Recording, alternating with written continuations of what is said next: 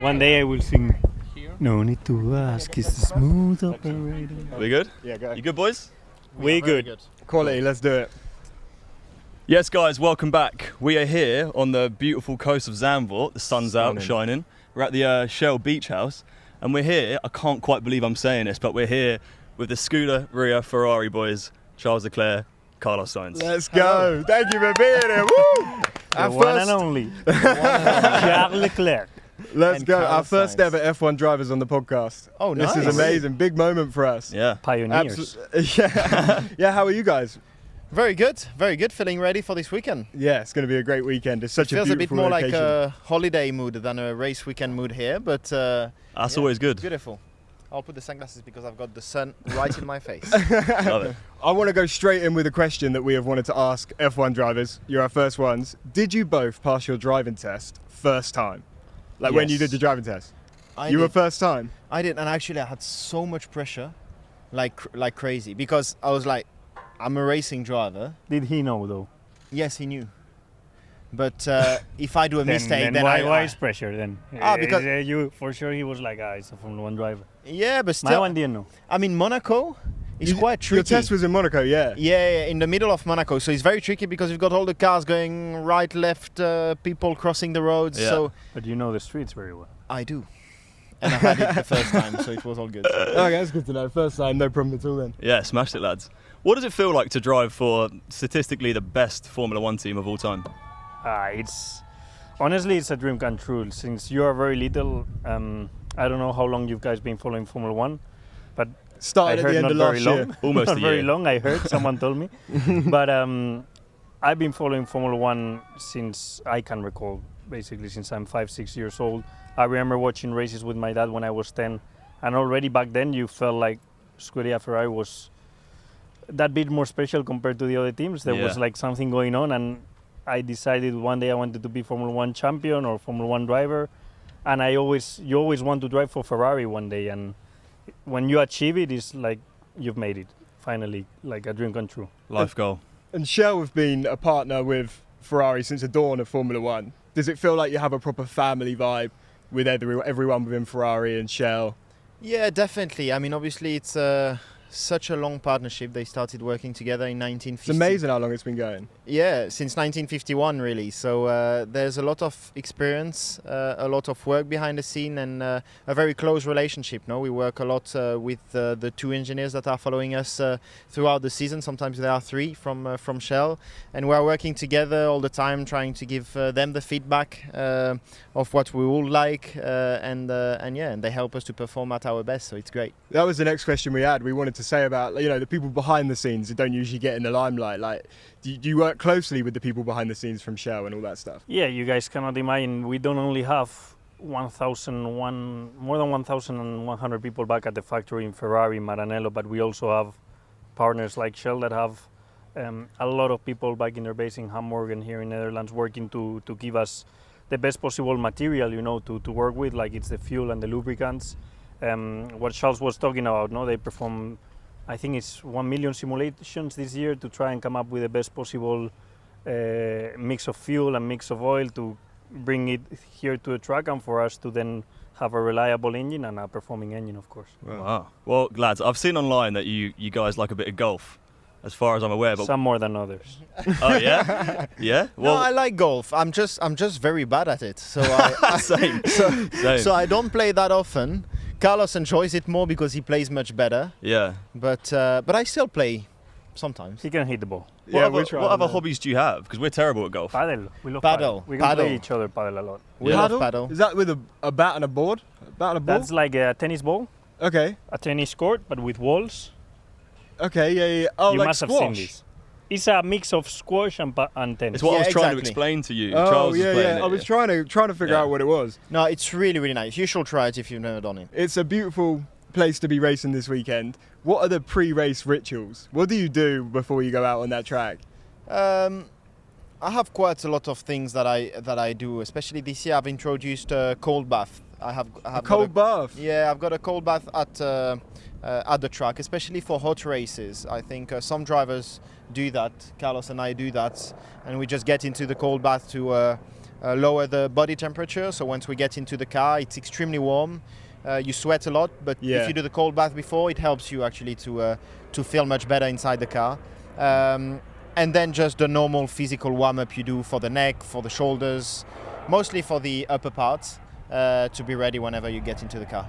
Wow. How about you, Carlos? Same. I also do the cold bath, like he mentioned.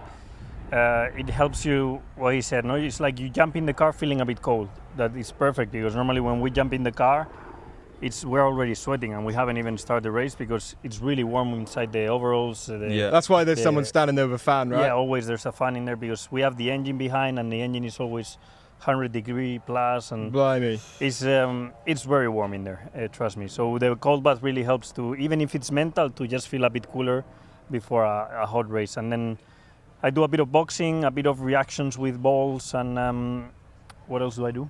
I forgot now. No, don't ask. I warm up my neck. Football sometimes we do together. Sometimes we play some keepy uppies in that? Keep uppies. Sorry? Keepy uppies? Yeah. Tricks?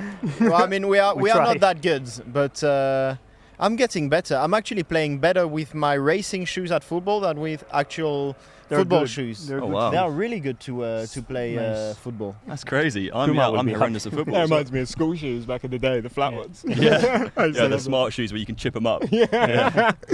Like the sport has changed so much recently. Like Drive to Survive has pretty much, to me, I think it's changed everything about the sport. Are you fans because of Drive to Survive?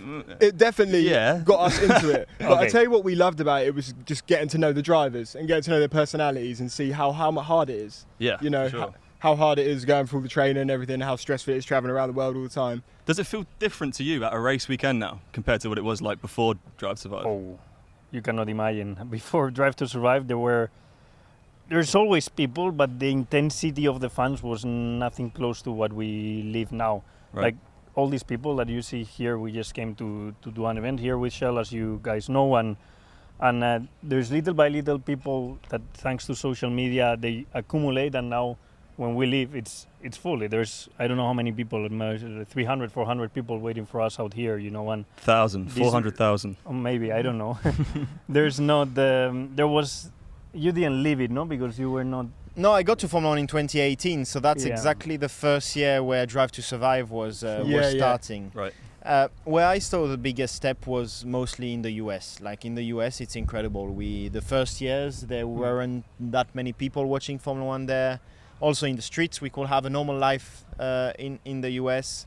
Can't anymore. And now, it's Now crazy. the restaurants in Austin and Miami, I remember before the race in Miami on Saturday night, I went out to have a steak, like a dinner, no? And, the whole restaurant, when I entered, stood up and started applauding me. Like I was That's a all right, hero. He I felt finished his like a plate. hero. Like, it actually, thank you, no, for the American fans, because they make you feel like that, no? Like I didn't expect going into a restaurant, suddenly everyone pointing, Carlos Sainz, and everyone, where Carlos Sainz? And I'm like, they make you feel great, and I loved it. And in Austin and Miami, it's been like that, and it's crazy. With the fans all over the world now, is there one place in the world in particular that you'd love to race that you haven't? Honestly, I would love to go to Africa one day. Yeah, that would be great, wouldn't it? Same. That would be amazing. I think there were some rumors. Now, I don't know. I've heard it's not so much likely. I don't know. anymore. We wouldn't know. Well, I don't know. It's from the social media that I say that. So I don't really know. I really hope, though, that one day we'll be able to race there. Yeah. Yeah. And Vegas. Yeah, Vegas is man. going to be amazing. Vegas is going to be an interesting one, I think. Going back to food, you said you just had a steak. You're known as the chili man. And apparently you didn't like spicy food, but we wanted to know whether you've actually started eating spicy food yet or not. I'm actually starting to get a bit more into it. I used to hate it, but then little by little I started to... But they don't call me chili because I like spicy food. They call me chili because my friends, I guess one night on a night out, they decided to call me chili out of nowhere. I don't know, Carlos, Charlie, Chili. It ended up being chili, but don't ask me how. But spicy food a bit. I'm starting to put a bit of chili oil, spicy oil in the pizza. On the pizza, it gives it a bit of a kick that man, that's the sometimes I one. like. But not a lot of it. Mexican food, I like it a lot, but not very spicy. As we know, the Shell and Scuderia Ferrari partnership, 10 constructors titles, 12 drivers championships. What do you think is the key to that success? Well, I think I think people underestimate how much work behind the scene there is. No, I've got a number that comes to my head is 21,000 man hours invested in the development of the fuel and oil that we use in our Formula One car, which is 99% exactly the same fuel that you'll get then in your road car. So all of these things makes it super interesting for both sides. No, for Shell it's super interesting to be able to develop fuel and oil in Formula One that they can use in road cars, and obviously for us we are supported by the best in that that will help us to then perform and have the reliability that we want on track. Yeah. Wow. Well, final question, guys. F1's constantly pushing to make the sport more eco-friendly. I know Shell and Ferrari are doing that as well. So where do you see the cars in like 10 years' time? Like, what do you think they're going to look like in terms of their efficiency, the engine, what they look like in general? Well, I think there was the new 2026 engines coming out, no? That they're going to try and be fully sustainable, all running in eco-fuels, and I think this is the right direction to go. I mean, if we can keep that level of competition in the car where the engines are still 1,000 horsepower plus, but then it's all sustainable, I think it's the best combination possible, and I think the sport is not going to lose anything, and it's just going to gain sustainability and prospects for the future. No, so I hope we can keep it that way. Obviously, we will work hard with our partner Shell to develop the most efficient, but at the same time powerful engine in that regard. And this year, for example, we already adapted. We already had to go 10% more ethanol in the fuel, and it's already happening, that transition, you know. And for 2030, we will all be sustainable, but already 2026 is another big step with the new engines. Great. Amazing. Lads, well, guys, it's been absolutely wonderful having you here with us. Yeah, thanks so much for joining us. Thank you. Hope you have a great time here in Amsterdam. Enjoy the sun, beautiful track, beautiful place. You're going to be around all week? Yeah, Yeah, we're going to be around. Gonna We're be going to here be till next wandering in and Tuesday. out of the paddock, seeing everyone. Can't wait. Good. It's going to be a great weekend. Nice. See you in the guys paddock there. then. Nice Yeah, one, see you guys. there. Ciao, guys. Bye. Have a good one. Say my name, say my name.